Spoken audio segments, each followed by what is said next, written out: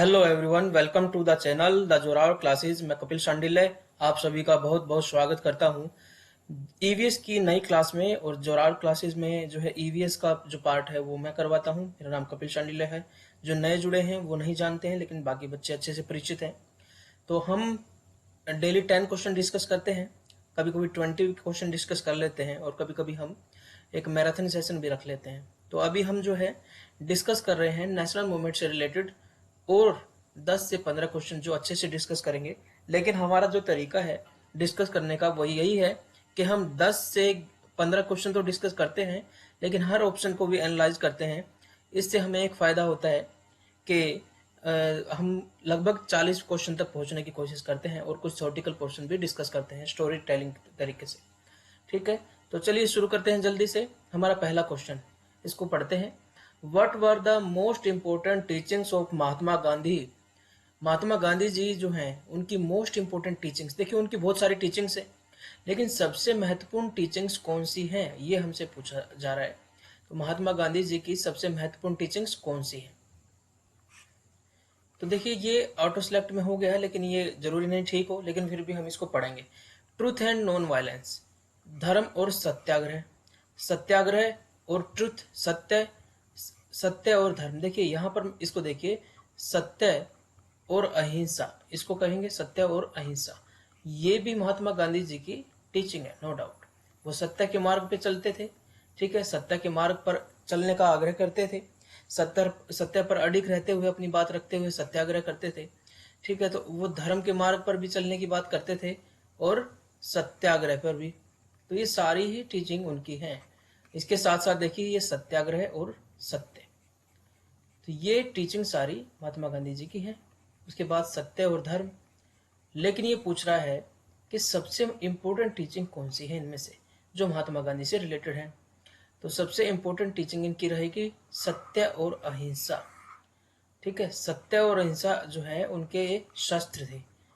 सत्य मतलब जो बात जैसी है उसको वैसे ही कहना, सत्य पर अडिग रहना, और सत्य के मार्ग पर चलना, और उसी मार्ग पर चलकर जो है बुराई के खिलाफ लड़ाई लड़ना, और वो भी किस तरीके से, अहिंसा के माध्यम से, यानी कि नॉन वायलेंस। ठीक है, अहिंसा मतलब किसी को कोई हानि ना पहुंचाना, किसी को कोई चोट ना पहुंचाना, वचनों से भी और फिजिकली भी। तो इस तरीके से ये दो शस्त्र हैं जो महात्मा गांधी से रिलेटेड हैं, most important teaching of Mahatma Gandhi जी। ठीक है, उसके बाद सत्याग्रह। ठीक है, सत्याग्रह का प्रयोग उन्होंने सबसे पहले साउथ अफ्रीका में किया था। हम सभी जानते हैं कि साउथ अफ्रीका में अपार्थाइड की प्रॉब्लम थी बहुत बड़ी। ठीक है, अपार्थाइड की प्रॉब्लम बाद में भी रही, हालांकि वहां पर जो इंडियन थे और जो नॉन वाइट पीपल थे उनके खिलाफ जो है काफी अमानवतापूर्ण, जो है इनह्यूमन बिहेव किया जाता था। उनके खिलाफ महात्मा गांधी जी ने वहां पर जाके लड़ाई लड़ी। वहां पर आप सभी जानते हैं कि इंडियन ओपिनियन नाम से उन्होंने एक न्यूज़पेपर भी शुरू किया। तो ये पहले भी क्वेश्चन डिस्कशन में आ चुका है। तो वहां पर साउथ अफ्रीका में उन्होंने इंडियंस के लिए जो है लड़ाई लड़ी। तो इस तरीके से सत्याग्रह का पहला प्रयोग उन्होंने किया, कहाँ पे, साउथ अफ्रीका में।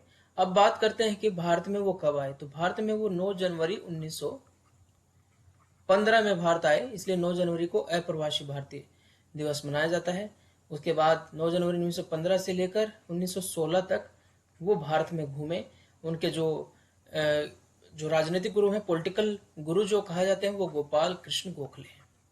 ठीक है, गोपाल कृष्ण गोखले उनसे मिलने गए थे, साउथ अफ्रीका में भी गए थे। और जब भारत में वो आते हैं 1915 में, तो जी के गोखले कहते हैं कि India is very much different from South Africa, you will have to travel through India, you will have to understand it. ये डिफरेंट है, इंडिया को पहले समझिए, उसके बाद यहाँ कुछ करने की सोचिए। ठीक है, आपके वो एक्सपीरियंस आपको काम आ सकते हैं, लेकिन इंडिया के ग्राउंड पे देखें तो आपको उनको इंडिया की कंडीशन के हिसाब से थोड़ा सा अपने जो तरीके हैं उनको ढालना होगा। तो 1915 से 1916 तक महात्मा गांधी जो है एक साल जो है भारत भ्रमण पे गए, और उन्होंने भारत की गरीबी देखी। तो उसने करीब से गरीबी को देखा, और वो गरीबी किसकी वजह से थी। तो उन्होंने सीधा सा आंसर निकाला कि जो गरीबी है ये फॉरेन रूल की वजह से है, जो फॉरेनर्स यहाँ पर आए हुए हैं। तो ये फॉरेन जो रूल है, ये विदेशी शासन है, इसकी वजह से ये गरीबी है। और इस गरीबी को उन्होंने इतनी करीबी से भी देखा कि कुछ समय बाद जो है वो, जैसे उन्होंने किसी आदमी को देखा कि तन ढकने के लिए कपड़े नहीं है, तो वो अपनी जो है धोती रख लेते हैं, बाकी जो कपड़ा जो है, जो वो दान में दे देते हैं और उसके बाद और गरीबों की तरह ही जीवन व्यतीत करना शुरू कर देते हैं। तो फॉरेन रूल 1916 में पहली बार पब्लिक जो अपीयरेंस उनकी दिखती है, तो हिंदू कॉलेज की स्थापना हो रही थी कहाँ पर? नहीं, बनारस हिंदू यूनिवर्सिटी की स्थापना हो रही थी। ठीक है, पहले शायद इसको कॉलेज कहा जाता, फिर यूनिवर्सिटी में तब्दील हो गई। ठीक है, तो यहाँ पर इन्होंने पहले स्पीच दी थी।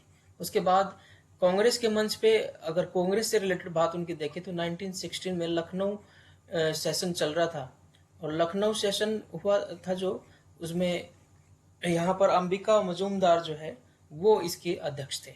अब अंबिका मजूमदार जो है अध्यक्ष थे, और इसका एक बड़ा कैरेक्टरिस्टिक हम समझना चाहें तो ये है कि इस सेशन में फिर से जो लिबरल हैं, ठीक है, और जो एक्सट्रीमिस्ट हैं, दोनों ही फिर से जुड़ गए थे, जो कि 1907 के सूरत अधिवेशन में कांग्रेस का डिवीजन हो गया था।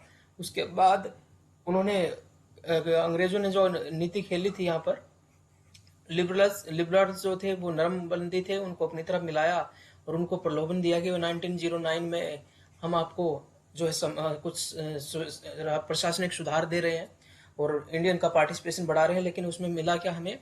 पार्लियामेंट सुधार। और उसमें क्या हुआ कि वो और भी जैसे सेपरेट इलेक्टोरेट का, ठीक है, मतलब मुस्लिम लोगों का अलग से मताधिकार दे दिया गया, तो वो एक छलावा साबित हुआ हालांकि बाद में। लेकिन तब तक एक्सट्रीमिस्ट को जो उन्होंने जेल में डाल दिया था, क्योंकि डिवीजन हो गया था और उनकी शक्ति खत्म हो गई थी। आंदोलन को एनर्जी ये देते थे और उन एक्सट्रीमिस्ट को की रक्षा ये किया करते थे। ठीक है, अंग्रेजों से पेटिशंस देके, तो एक दूसरे के ये पूरक थे। तो इस तरीके से जब ये अलग हुए तो इनकी शक्ति भी खत्म हो गई और 1907 में अंग्रेज कामयाब रहे। फिर 1916 में लगभग 9 साल बाद फिर से लखनऊ जो समझौता, लखनऊ पैक्ट हुआ। एक लखनऊ सेशन के अंदर एक और चीज थी कि यहाँ पे मुस्लिम लीग ने भी पार्टिसिपेट किया था, और जो सेपरेट इलेक्टोरेट यहाँ पर दिया गया था वो यहाँ पर कांग्रेस ने मान लिया कि ठीक है, मुस्लिम को मुस्लिम ही वोट दे पाएंगे। और ये गलती मानी जाती है जो कि बाद में डिवीजन का कारण बना, क्योंकि हिंदू मुस्लिम अलग अलग तरीके से एक दूसरे को देखने लगे।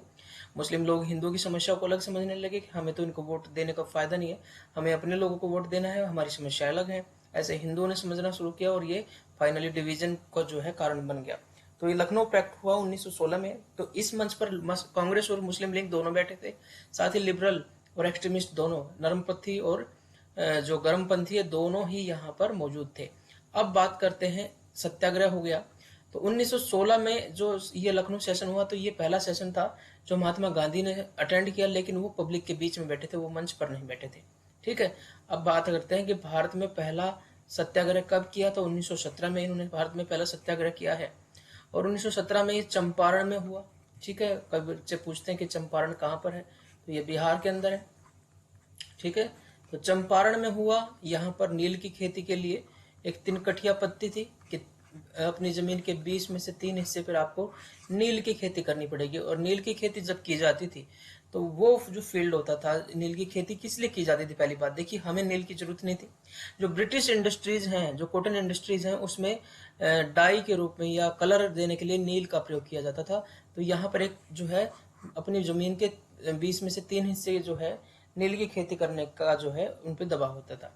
ठीक है, तो इससे नील की खेती के खिलाफ भी बहुत ज्यादा वहां पर दिक्कत चल रही थी, तो इसके खिलाफ जो है आंदोलन हो रहा था वहां पर, और जहां पर भी खेती की जाती है वो जमीन बंजर हो जाती थी। तो पहला सत्याग्रह इन्होंने यहाँ पे किया। ठीक है, लेटर ऑन डिस्कशन भी करेंगे। इनका पहली भूख हड़ताल जो है वो 1918 में अहमदाबाद मिल स्ट्राइक है उसमें हुई थी। तो इस तरीके से बहुत सारे क्वेश्चन हमने डिस्कस कर लिए और क्वेश्चन भी हमारा अटेम्प्ट हो गया। Truth and violence were the two most important teachings of Mahatma Gandhi. सत्य और अहिंसा उनकी सबसे इंपोर्टेंट टीचिंग्स थी। ठीक है, अब बात करते हैं हम अगले क्वेश्चन के बारे में। नेक्स्ट क्वेश्चन क्या कहता है देख लेते हैं। मुझे लगता है कि आपको समझ में आ गया होगा। इसके अलावा आप जो इसके बारे में कुछ जानते हैं तो कमेंट साथ साथ करते रहा करें, ताकि बाकी बच्चों को भी कुछ पढ़ने को मिले और आप भी जो है अपना रिवीजन साथ साथ अपने आप से भी करते रहे। एक्स्ट्रा अगर कुछ जानते हैं तो जरूर इसमें बताएं हमें भी। ठीक है, Gandhi ji was true supporter of. Gandhi ji किसके जो है सच्चे समर्थक थे? गांधी जी किस चीज के सच्चे समर्थक थे, ये आपसे पूछ रहा है। ठीक है, ये बहुत बढ़िया क्वेश्चन है। ठीक है, और ये आपको पॉलिटी में भी एक क्वेश्चन रिवाइज करवाएगा। पॉलिटी में आपको पता चलेगा कि गांधी जी की जो विचारधारा है वो डीपीएसपी यानी कि directive principle of state policy, इसके अंदर गांधीवादी जो तत्व शामिल किए गए हैं उसमें ये रिपीट होगा। तो देखिए क्या वो बिग इंडस्ट्रीज यानी कि बड़े उद्योगों के पक्ष में थे, या वो कोटेज इंडस्ट्रीज कुटीर उद्योगों के पक्ष में थे। ठीक है, कुटीर के अंदर उद्योग लगा देना, यानी कि पॉसिबल है कि हर घर के अंदर एक उद्योग लगा देना, कुटीर उद्योग वही होगा, छोटे उद्योग।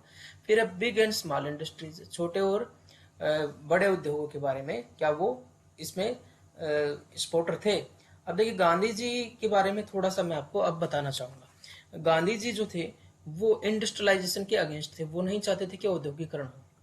ठीक है, इंडस्ट्रियलाइजेशन के अगेंस्ट थे, वो कहते थे कि नहीं, बहुत, और इंडस्ट्रियलाइजेशन में भी क्या मशीनाइजेशन जो था, मशीनों के प्रयोग से जो होने वाला जो इंडस्ट्रियलाइजेशन है उसके वो खिलाफ थे। वो कहते थे मशीन जो है वो बहुत तेजी से जो है सामान बनाती है, प्रोडक्ट तो बहुत तेजी से बनाती है, लेकिन इन मशीनों की वजह से लोगों को काम नहीं मिलता है। ठीक है, तो मशीन जो है प्रोडक्शन ऑफ मास करती है, मतलब बहुत सारा सामान जो है प्रोडक्शन ऑफ मास जो है कर देती है, इतना सारा सामान मार्केट में आ जाता है कि वो जो कुटीर उद्योग वाले लोग हैं वो इससे कम्पीट भी नहीं कर पाते। तो वो हमेशा अगेंस्ट थे इसके मशीनाइजेशन के, बिग इंडस्ट्रियलाइजेशन के और प्रोडक्शन ऑफ मास, बल्कि वो किसके समर्थन में थे, प्रोडक्शन बाय मास, यानी कि लोगों के द्वारा प्रोडक्शन, ज्यादा लोगों के द्वारा प्रोडक्शन, सॉरी, बाय मास, इसके समर्थन में थे। तो वो यहाँ पर बात आ जाती है कि कॉटेज इंडस्ट्री के समर्थन में थे वो, क्योंकि हर घर के अंदर एक इंडस्ट्री लगी होगी, हर घर के आदमी को जो है काम मिलेगा, तो कुटीर उद्योग के समर्थन में थे। और आप देखेंगे कि डीपीएसपी में एक आपको एक डीपीएसपी दिखाई देगा कि कॉटेज इंडस्ट्रीज की स्थापना की जाए। ठीक है, पंचायत की भी स्थापना की जाए, ये भी चीज आप देखेंगे। तो ये कॉटेज इंडस्ट्री के समर्थन में थे, ये हमारा सही आंसर हो गया। नेक्स्ट क्वेश्चन देखते हैं। Next question is, who was the member of Swaraj Party established after non-cooperation movement in 1924? इसकी बात कर रहे हैं। तो ये देखिए बड़ी इंपॉर्टेंट बढ़िया क्वेश्चन आ गया, इसमें तो हम काफी चीज डिस्कस कर पाएंगे। ये कह रहा है कि who was the member of Swaraj party, Swaraj Congress Swaraj party, Congress के अंदर ही एक कांग्रेस स्वराज पार्टी की स्थापना की गई थी, establish after non cooperation movement 1924 के अंदर। ठीक है, और नॉन कोऑपरेशन मूवमेंट तो देखिए 1920 में शुरू हुआ है। तो ये क्वेश्चन में यहाँ पे इन 1924 में क्या हुआ है, स्वराज पार्टी की स्थापना हुई, और इसके मेंबर कौन था, तो असहयोग आंदोलन के बाद जो है स्थापित स्वराज पार्टी के सदस्य कौन थे। ठीक है, अब देखिए यहाँ पर आपको थोड़ा सा ध्यान देने की जरूरत पड़ेगी कि अब हम जा रहे हैं क्या, मॉडरेट या लिबरल जिनको कहते हैं। ठीक है, और उसके बाद दूसरे थे एक्सट्रीमिस्ट।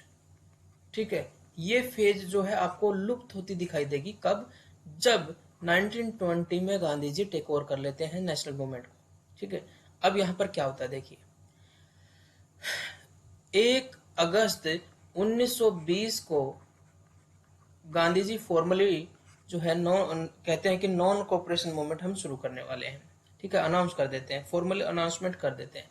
अब देखिए क्या होता है कि सितंबर 1920 में 1920 में कांग्रेस का एक स्पेशल सेशन होता है। तो वैसे वो कांग्रेस का हर साल एक सेशन होता था, लेकिन 1920 में आप देखेंगे कि 2 सेशन हुए हैं कांग्रेस के। ये 2 सेशन आपको ध्यान रखना है। पहला जो सेशन हुआ था वो कैलकाटा में हुआ था, इसको स्पेशल सेशन कहा जाता है। ठीक है, कि कांग्रेस का आपसे पूछ सकता है कि स्पेशल सेशन किस साल बुलाया गया था, in which year it was special session of Congress was commenced. तो इसमें हुआ कि ये कलकत्ता में हुआ था। ये किस लिए किया गया था कि जो असहयोग आंदोलन गांधी जी शुरू कर रहे हैं उस असहयोग आंदोलन को अप्रूव कर लिया जाए। लेकिन यहाँ पर सी आर दास और बाकी लोग जो है इसको अप्रूव नहीं करते हैं, वो थोड़ा सा फील करते हैं कि क्या ये ठीक रहेगा या नहीं, तो इसको पास नहीं कर पाते हैं। तो फिर एक नॉर्मल सेशन आता है जो दिसंबर 1922 में नागपुर सेशन होता है, इसके अंदर जो है असहयोग आंदोलन का प्रस्ताव पारित हो जाता है। ठीक है, तो कांग्रेस के मंच से पारित हो जाता है। तो अब ये असहयोग आंदोलन चलता है, इसमें जो है वो सारी ही चीजें थी जो एक्सट्रीमिस्ट चाहते थे, बायकॉट करना, उनकी सर्विसेज का बायकॉट करना, कोर्ट में न जाके पंचायत में फैसले सुलझाना है, उनके स्कूलों का जो है मिशनरीज के स्कूलों का बायकॉट करना है। तो इस तरीके से अपने जो स्कूल है उनका यूज करना है, ये सारी चीजें वो कर रहे थे। उनके कपड़ों की होली जलाई जाती थी। ठीक है, न्यायालय में नहीं जाया जाता था। ठीक है, तो इस तरीके से एक तरीके से अक्रिय, इसको कहते हैं इनएक्टिव अपोजिशन, मतलब अक्रिय जो है असहयोग हो जाता है। मतलब हम डायरेक्ट उनसे लड़ भी नहीं रहे हैं लेकिन उनका यूज भी नहीं कर रहे हैं। तो उनका क्या रेलेवेंट है वो, ये रेलेवेंसी के ऊपर क्वेश्चन उठ जाता है कि ये शासन जिसकी हमें जरूरत नहीं है, इसके बगैर हम काम चला लेंगे। तो इस तरीके से उनके जो जहाज थे, जो फॉरेन प्रोडक्ट इंडिया में आते थे, वो जहाज वापस जाने लगे। तो क्या हुआ कि अब गांधी जी को लग रहा था, जब सितंबर में कह रहे थे ना 1920 में, वो कह रहे थे कि स्वराज 1 साल में मिल जाएगा, मुझे लगता है, अगर हम इस तरीके से आंदोलन चलाएंगे तो। ठीक है, तो वो बात दिखने भी लग गई थी। लेकिन अब यहाँ पर क्या होता है कि 4 फरवरी 1922, जब लग रहा था कि बस हम आजाद ही होने वाले हैं, और जितने भी जो फॉरेन प्रोडक्ट के जो जहाज, समुद्री जहाज खड़े थे बंदरगाह पे, वो वापस जा रहे थे क्योंकि डिमांड ही नहीं थी। ठीक है, और क्योंकि अंग्रेजों को यहाँ से फायदा क्या उठाना था, वो पैसे का फायदा उठाना था, और डायरेक्ट जो उसी पे अटैक किया जा रहा था। तो यहाँ पर क्या होता है कि एक स्थान होता है जिसका नाम है चोरा चोरी। ठीक है, या चोरी चोरा भी लिख देते हैं। ये गोरखपुर में है। ठीक है, गोरखपुर कहाँ पर है, आप सभी को पता है कि गोरखपुर उत्तर प्रदेश में है। ठीक है, और उत्तर प्रदेश में पहले इसको यूनाइटेड प्रोविंस भी कहते थे, गोरखपुर, जहाँ से जो मुख्यमंत्री हैं, सीएम है ये योगी आदित्यनाथ जी, वो यहीं से शायद जो है पहले गोरखपुर से ही एमपी भी हुआ करते थे। तो ये वो स्थान है, और यहीं पर एक स्थान है इस गोरखपुर डिस्ट्रिक्ट के अंदर, चोरी चोरा। तो यहाँ पर 4 फरवरी 1922 को क्या होता है कि नॉन कोऑपरेशन मूवमेंट जो के का एक प्रोसेसन चल रहा होता है, जुलूस चल रहा होता है। ठीक है, लोग शांतिपूर्ण तरीके से जा रहे होते हैं, तो उनके ऊपर जो है पुलिस वाले जो है फायर कर देते हैं, मतलब फायर गोली चला देते हैं, जिसकी वजह से वो क्रोधित हो जाते हैं। तो वो क्या करते हैं, सभी पुलिस वालों को पुलिस थाने में बंद करके, ठीक है, और बाहर से आग लगा देते हैं। ठीक है, 3 सिविलियन मर गए हैं क्योंकि गोलीबारी से। तो उसकी वजह से क्या होता है, आग लगाने की वजह से 22 पुलिस वाले भी मर जाते हैं। ठीक है, तो ये जब बात पहुंचती है कि ऐसे नॉन वायलेंस की जगह वायलेंस का प्रयोग होने लगा है, तो गांधी जी इस आंदोलन को वापस ले लेते हैं। ठीक है, गांधी जी से बहुत सारे लोग सहमत भी नहीं थे, लेकिन उनको लगा कि शायद अभी हम इस चीज के लिए तैयार नहीं हुए हैं, इसलिए जो है वो क्या करते हैं, 12 फरवरी को फॉर्मली कह देते हैं कि कांग्रेस से कि हमने जो है ये मूवमेंट को एंड कर दिया है। तो अब क्या करें, गांधी जी ने जो है लीडरशिप, जो उन पे विश्वास था, लोग उससे नाराज हो गए। तो गांधी जी ने कहा कि ठीक है, आप लीड कीजिए, मैं जब तक जो है संगठन को मजबूत करता हूं। तो अब यहाँ पर बात आएगी कि क्या करें। तो कुछ लोग कह रहे थे कि जो 1919 का जो मॉन्टेग्यू चेम्सफोर्ड सुधार आए थे, कि उनके हिसाब से इलेक्शन होने हैं, हम उन इलेक्शन में पार्टिसिपेट करना चाहते हैं। अब उसमें सरदार वल्लभ भाई पटेल खिलाफ थे, नहीं हम अंग्रेजों के साथ इलेक्शन लड़ेंगे, उनके साथ सरकार बनाएंगे, हमें ये मंजूर नहीं है। गोपाल कृष्ण गोखले गांधी जी के गुरु हैं, ये भी इस चीज के लिए तैयार नहीं है। तो अब देखिए, ये भी तैयार नहीं है, तो मोतीलाल नेहरू और सीआर दास 2 आदमी हैं। इसके अलावा एक विट्ठल भाई पटेल है, विट्ठल भाई पटेल। ठीक है, तो विट्ठल भाई तो ये 3 व्यक्ति हैं जो इससे जुड़ जाते हैं, मतलब एक पार्टी क्रिएट करने की कोशिश करते हैं। क्योंकि ये लोग सहमत नहीं थे, तो फिर से डिवीजन का कारण बन जाता है। लेकिन गांधी जी में बीच में आके जो है मॉडरेशन करते हैं, और कहते हैं कि it will not be beneficial to any of you, अगर हम फिर से स्प्लिट करते हैं कांग्रेस में, तो कांग्रेस में रहते हुए एक पार्टी गठित की जाए जिसका कांग्रेस स्वराज पार्टी हो। तो इसकी स्थापना मोतीलाल नेहरू और सीआर दास ने की थी। ठीक है, सीआर दास खासतर से मेन आदमी कहा जाता है। तो इन्होंने पार्टिसिपेट किया फिर इलेक्शन में, और जो है काफी अंग्रेजों की पॉलिसीज को क्रिटिसाइज किया, हाउस को जो एब्रोप्ट किया वहां पर, और उसके अलावा अंग्रेजों की नीतियों की आलोचना की हाउस के अंदर। तो काफी उस समय पे, जब आंदोलन नहीं था उस समय पे, इन्होंने क्रिएटिव पार्ट प्ले किया। ठीक है, तो आपको आंसर भी मिल गया और एक स्टोरी भी मिल गई है। मुझे लगता है कि स्टोरी काफी समझ में आ गई होगी। Motilal Nehru was the person who was associated with Swaraj party, establish जो स्वराज पार्टी जो 1922 में 24 में एस्टेब्लिश की गई थी, और नॉन कॉम्परेशन मूवमेंट जो है वो 1922 में जो है 1920 में स्टार्ट किया गया था। तो ये हमारा आंसर हमें मिल चुका है। नेक्स्ट क्वेश्चन की तरफ जल्दी से बढ़ते हैं। डिस्कशन मुझे लगता है ज़्यादा डीप हो रहा है, थोड़ा सा मैं इसको कट करूंगा, क्योंकि कुछ बच्चे फिर बाद में बोलते हैं कि सर आप ज़्यादा ही बताते हैं। After which movement failure Swaraj party was made, तो ये क्वेश्चन भी हमें डिस्कशन में आ ही गया है कि किस मूवमेंट के फेलर के बाद जो है स्वराज पार्टी बनाई गई थी। तो स्वराज पार्टी बनाई गई थी किसके, non cooperation movement, civil disobedience movement, quit India movement और चंपारण सत्याग्रह। सबके ईयर में आपको बता देता हूँ, 1917 में चंपारण सत्याग्रह हुआ। क्विट इंडिया मूवमेंट जो है 8 अगस्त 1942 को शुरू हुआ था। गांधी जी ने शुरू किया था कहाँ पर, मुंबई में, मुंबई के ग्वालियर टैंक में जो है उस पर घोषणा की थी। ग्वालियर टैंक में गांधी जी ने संबोधन किया था, डू और डाई का नारा दिया था, ठीक है। और यहीं पर ये 8 अगस्त की बात है और 9 अगस्त से यह मूवमेंट शुरू होना था, तो रात को ही ऑपरेशन जीरो ओवर किया गया। ऑपरेशन जीरो ओवर के द्वारा जो है इन सभी नेताओं को, मुख्य नेताओं को पकड़ लिया गया, ठीक है। और इसके बाद जो है ये लीडरलेस मूवमेंट हो गया, जिसको जैसे समझ में आया वैसे काम करना शुरू किया, वायलेंस भी हुई, ठीक है। लीडरलेस मूवमेंट इसको कहा जाता है। सभी लीडर्स को पकड़ लिया, पब्लिक को जैसे समझ में आया वैसे चल रहा है। सिविल डिसोबीडियंस मूवमेंट जो है 1931 में शुरू किया गया था, ठीक है। अब बात करते हैं 1930 में शुरू किया गया था, सॉरी। अब देखिए नॉन कोऑपरेशन मूवमेंट, ये शुरू किया गया था 1920 में, हम सभी जानते हैं। तो यही वो मूवमेंट है जिसके फेलर के बाद स्वराज पार्टी की स्थापना की गई थी। चलिए नेक्स्ट क्वेश्चन जल्दी से देखते हैं। Next question is,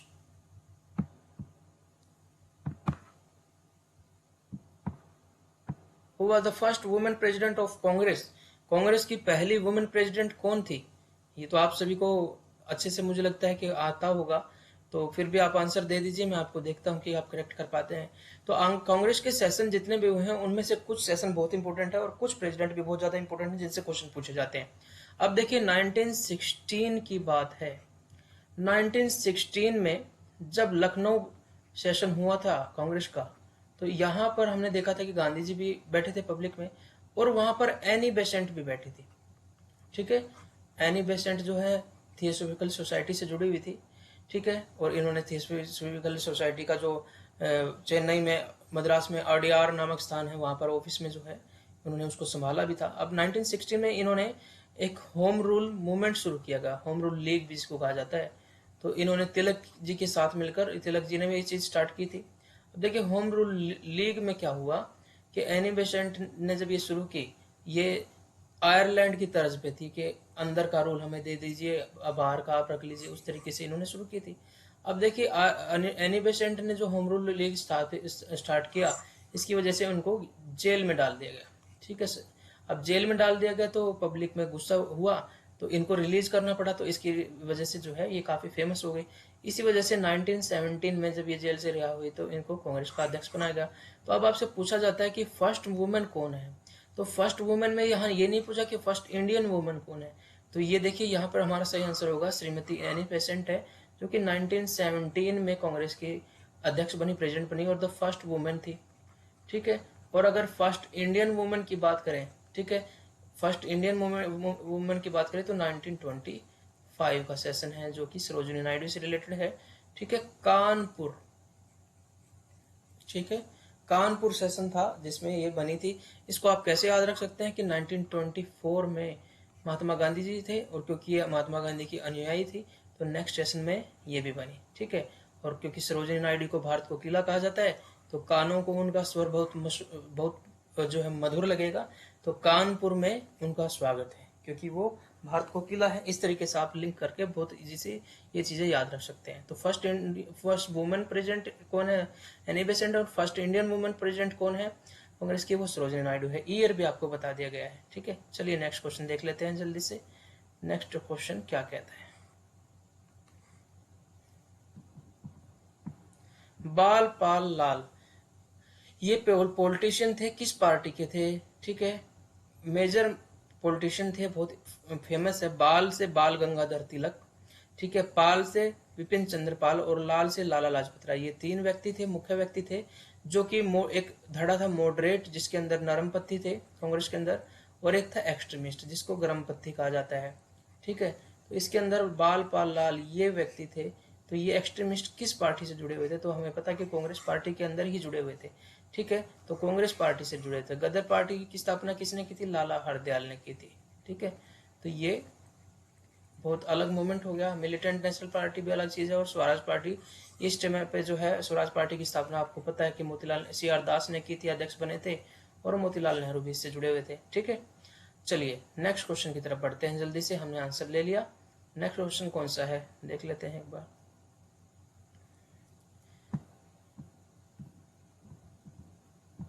How many people took part in first session of Congress in 1885 at Gokul Tejpal college? देखिए यहाँ पे बहुत सारी चीजें बताने की कोशिश की गई है, यहाँ पे कई सारे क्वेश्चन कंफ्यूजिंग क्रिएट होते हैं। पहला क्वेश्चन जो इन्होंने कहा है कि हाउ मेनी पीपल, पहले तो क्वेश्चन ही देख लेते हैं। Took part in first session, यानी कि फर्स्ट सेशन हुआ है कांग्रेस का, कब हुआ है? 1885 में। तो ये चीज तो हमें पता चली गई। कहाँ पे हुआ है? गोकुल तेजपाल कॉलेज। ये कहाँ पर है? मुंबई में है। ठीक है। इसके पीछे रीजन क्या है? पहले ये जो है कहीं और होना था। ठीक है। आप बच्चे अगर कमेंट करके बताएंगे कि नागपुर में हुआ था या पूना में होना था। ठीक है, पूना में होना था या नागपुर में होना था। ठीक है, तो वहां पर क्या हुआ कि हैजा फैल गया। इसकी वजह से तुरंत फुरत में इसका जगह बदली गई कि ऑल इंडिया लेवल पे कोई हम जो है फ्रंट बनाते हैं। अब उसका नाम रखा जाए क्या? तो ये कांग्रेस रखा जाए। ये दादा भाई नौरोजी ने जो है सजेस्ट किया था। ठीक है। अब यहाँ पर जब ये सेशन हुआ, फर्स्ट सेशन, ठीक है, तो इसमें कितने लोगों ने भाग लिया था ये पूछ रहा है। तो बहुत इंपॉर्टेंट क्वेश्चन है ये कि यहाँ पर टोटल कितने लोग थे। तो ये इसका सही आंसर होगा 72 was the right answer. 72 people participated in that first session. ठीक है, गोकुल तेजपाल संस्कृत कॉलेज में ये हुआ। कहाँ पर? मुंबई में हुआ।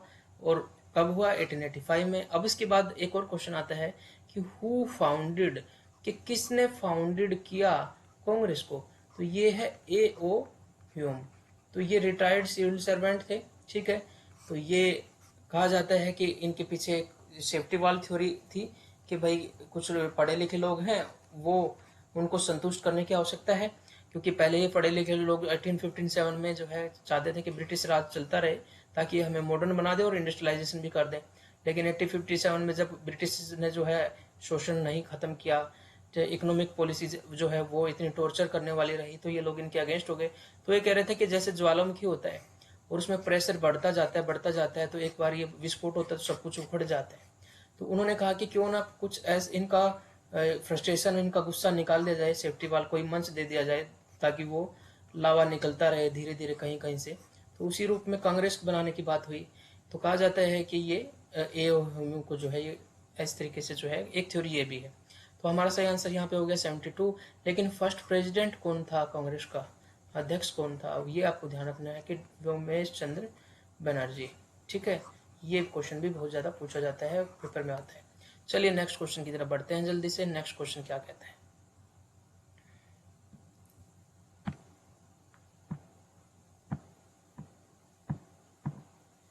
Who was the first president of Congress in 1885 session? तो 1885 के सेशन में कौन था फर्स्ट प्रेसिडेंट ऑफ कांग्रेस? ये क्वेश्चन चलिए आ गया है तो इसको कर ही लेते हैं। हमें पता है कि ये आंसर आपको कंफ्यूज कर सकते हैं। देखिए बनर्जी बनर्जी, ये डी ई वाचा बिल्कुल गलत है। सुरेंद्र नाथ बनर्जी एक अच्छा नाम है, व्योमेश चंद्र बनर्जी भी है, और ये तो ये दो फाउंडर थे। ठीक है, और फर्स्ट प्रेसिडेंट कौन थे? व्योमेश चंद्र बनर्जी, डब्ल्यू सी बनर्जी भी कहा जाता है। ये हमारा सही आंसर हो जाएगा। नेक्स्ट क्वेश्चन की तरफ बढ़ते हैं। नेक्स्ट क्वेश्चन क्या कहता है? देखिए, who was the founder of Indian National Congress in 1885? 1885 के अंदर भारतीय राष्ट्रीय कांग्रेस के संस्थापक कौन थे? तो भारतीय राष्ट्रीय कांग्रेस के संस्थापक हम सभी जानते हैं कि ए ओ ह्यूम थे, सिविल सर्वेंट थे, रिटायर्ड। ठीक है, चितरंजन दास नहीं है, लोकमान्य तिलक नहीं है, महात्मा गांधी नहीं है। देखिए उस समय तक ये लीडरशिप इवोल्व ही नहीं हुई थी, तो आप इजीली एलिमिनेट कर सकते हैं। ठीक है, तो आप इजीली एलिमिनेट कर सकते हैं। तो इस तरीके से जो है हमने लगभग 10-12 क्वेश्चन जो है अच्छे से डिस्कस कर लिए। ठीक है, अब कुछ और नेशनल मूवमेंट से रिलेटेड क्वेश्चन भी क्रिएट करके आपके सामने लेके आएंगे हम, जो कि अब देखिए ये टेस्ट से रिलेटेड डिस्कशन चल रहा है। आपको आपके जो टेस्ट मैंने लिए हैं उसका डिस्कशन चल रहा है। ठीक है, तो बच्चे कह रहे थे कि डाउट सोल्व कीजिए हमारे। ठीक है, डाउट क्लास आपकी यहाँ पर चल रही है। ठीक है, जो बच्चे ये टेस्ट दे चुके हैं उनको बड़ा बेनिफिट होगा, क्योंकि ये टेस्ट रिपीट होंगे, जल्दी ही रिपीट होंगे। ठीक है, ये टेस्ट को 2 बार रिपीट करवा के आपको उसके बाद जो है इसकी पीडीएफ दे दी जाएगी। ठीक है, अब ये फोर्थ टेस्ट जो हमारा होना है उसके लिए मैं प्रिपरेशन शुरू कर रहा हूँ। मैं सोच रहा हूँ कि सर से बात करूँ कि किसी तरीके से ऐप पे वो टेस्ट हो तो ज़्यादा बेटर रहेगा, वो परमानेंटली वहाँ पे मौजूद रहेगा।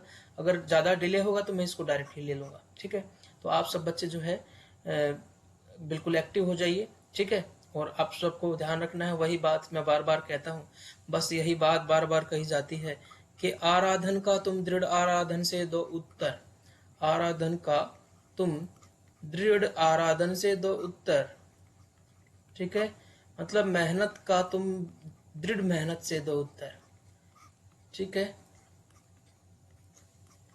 आप जब देखना कि जब आपकी तैयारी बढ़िया हो जाएगी ना, तो ये कंपटीशन, कोई बच्चा कहता है कि जनरल में ज़्यादा पढ़ना पड़ता है। जब आप तैयारी एक लेवल ही पे ले जाओगे ना, आप कोई नहीं रोक सकता। ठीक है, तुम वरो विजय संयत प्राणों से प्राणों पर, नर्वस होने की जरूरत नहीं है। संयत प्राणों पर, अपनी जो सांस है ना, आपकी जो जो ब्रीथिंग है, उस पर कंट्रोल करो। मतलब आप नर्वस क्यों हो जाते हो? जब आपकी तैयारी अच्छी नहीं होती। ठीक है, संयत प्राणों से प्राणों पर, अपने सबसे पहले तो अपने माइंड पे कंट्रोल करना शुरू करो। तभी आप जो है अपने नर्वसनेस दूर कर पाओगे और सक्सेसफुल हो पाओगे। तो हार्ड वर्क जो है उसका कोई तोड़ नहीं है। ठीक है, हार्ड वर्क का कोई तोड़ नहीं है, ध्यान रखेंगे। कहते हैं कि आदमी क्या पहाड़ तोड़ सकता है, तो आदमी ने तो पहाड़ भी तोड़ दिया। आपने मांझी नाम के व्यक्ति की बात सुनी है। एक अकेला आदमी पहाड़ को तोड़ के रास्ता निकाल सकता है, जो सरकार नहीं कर पाती। तो आपको एक एग्जाम को निकालने में क्या दिक्कत है? और आप तैयारी तो कीजिए, आप एक नहीं, आप पांच पांच एग्जाम में सिलेक्ट हो जाएंगे। ठीक है, एक तैयारी का लेवल आप एक बार ले आए ना, तो उससे फिर आपको कोई नहीं रोक सकता। और नर्वस होने की कोई जरूरत नहीं है, आप रिवीजन करते रहिए। ठीक है, जो भी वैकेंसी आती है मैं कहता हूँ उसमें, और जिसमें भी आप एलिजिबल बनते हैं, वो टीचर की या कोई भी है, उसमें जरूर आप अप्लाई कीजिए, एग्जाम दे के आइए। उससे आपको टारगेट मिलता रहेगा और आप कुछ ना कुछ पोर्शन सिलेबस का रिवाइज करते रहेंगे और आपको अपनी तैयारी का लेवल भी पता चलता रहेगा। ठीक है, तो आप सभी से जो विदा लेता हूँ मैं। ठीक है, खुश रहिए। ठीक है, और खूब मेहनत कीजिए और सफल होके दिखाना है बिल्कुल।